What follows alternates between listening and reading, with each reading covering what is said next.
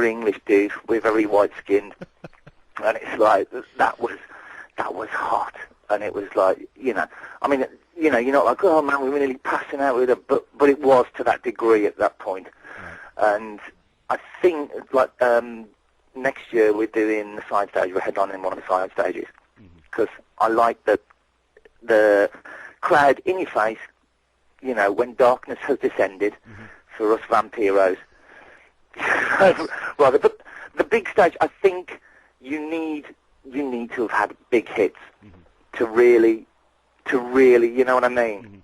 To really actually see hammer the main stage. You need to be a Kiss. You need to be, one of the better ones, Bon Jovi. You know what I mean? Somebody with real hits at that point.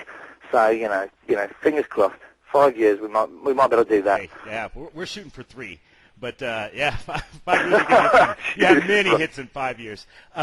Let's get to the video game, Lee. Everybody has seen on TV or that watches TV. I know it's been blowing up here in the States. The Wet video game, and it's in doing some research for the interview today, Lee. It's not like they just took a song from the Gypsy Pistoleros and put it on the soundtrack of their video game. Well, that's what they did, but they've also got behind the tour. You're going to have the Wet Girls out at some of the shows with you. So talk to me about that relationship with the video game. Talk to me about the girls, too, because we want to hear about those as well. And just talk to me how exciting it is to have you being able to reach that new audience. It's just got to be great. Well, that was another, like, our life is like, it's all like, fuck-ups and you get, like, really weird chances. Wet was dropped. It was shelved. They lost their Sierra backing. Big company. So they had no backing. They had no soundtrack. They were originally going to get some big rock bands in, but they had no. So this guy called Levon Lewis, who we knew through a friend of a friend, Canadian, like the guy that does all the music management for it, just went, shit, man, I've got to go out and find, like, happening bands, whatever, that we can afford. They came to us and said, dudes, we ain't got no freaking money. Can we use your songs? We really like the stuff. And we went, yeah, dude, geez, go take them. Do what you want. So we signed all of those away. Yeah, Is fantastic. But then Bethesda, ZeniMax came in for it, picked it up, and, geez, that is frightening just what a company of that power can do. Yeah, Lee, just for 1 second, if anybody is not, and I'm not a huge video game fan, but I know that there's a lot of people, adult and young, that are out there, and if they are, Bethesda's just a huge video game company with just unlimited resources, it seems like.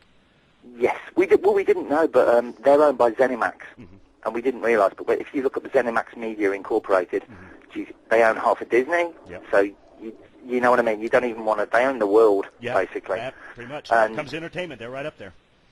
Yeah, and we said we've got this tour coming up. Can I thought, let's go for it. Let's be a bit of a cheeky bugger here. Let's ask for.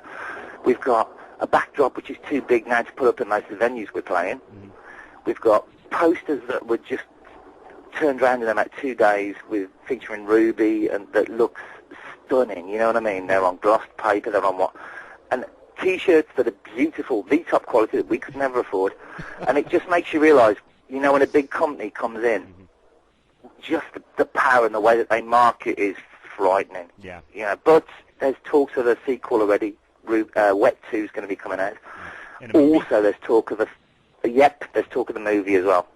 Yeah. So we're like, please don't freaking sign Bon Jovi up for it. Please use our track. Yeah, we need the Gypsy Pistoleros on that soundtrack, that's for sure. And I would assume that if the people want the real experience of the game in the movie theater, they're going to want to hear those songs as well. So I mean, I think they would be foolish to go another route anyway. Yeah. Well, there was parts of like the game that, because we got on board so early that they actually ran. You know what I mean? Some of the game sequences with the songs, which I've never heard of before. Yeah. So, and they fit beautifully to it. Right. I mean, it's a great soundtrack. I mean, we've had loads of hits thousands of hits from all over the world. They think we're a rockabilly band now, which is fair enough, folks. But we didn't realise just the power of it until I think a guy put the whole of the soundtrack up on YouTube. Right.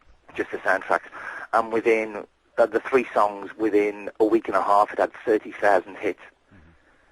Yeah, and so it's like, please please translate into sales. Right. You think Please about buy the new album. Yeah, sure. And Angels out there listening and that are going to read the print interview that we're going to do as well, and they get us on iTunes, and we're going to link to it from the MySpace. We're going to link to the Pistolero's MySpace page as well, and just want to let you know, and I think it's in the bottom right-hand side there.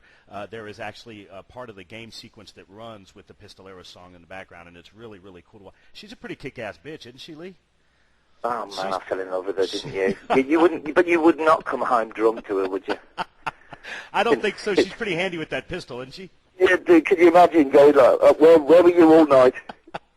That would be real bad. Hey, if Lee Pistolero is scared of her Angels, you know that you might want to walk softly. Definitely. Talking about, we've got a new album coming out October 12th, right?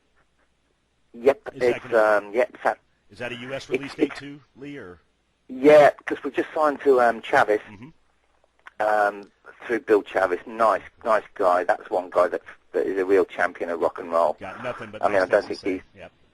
Oh, there are very few people in the music industry, as you know, bro, that don't come in for some flack from some quarters. But I tell you what, it's hard to find anybody with a bad word to say about him. Yeah. And like the guy says, he says, when I fuck up, I say, yep, sorry, I fucked up. Yeah. Which is also rare as well. But it looks like they're taking the whole back catalogue, all of our back catalogue. It's going to be remixed and remastered.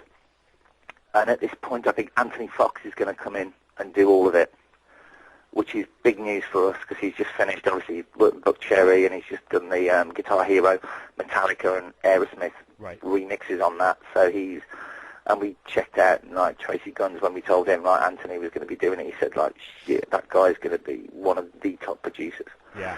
So we're we're thrilled about that. I mean, it's all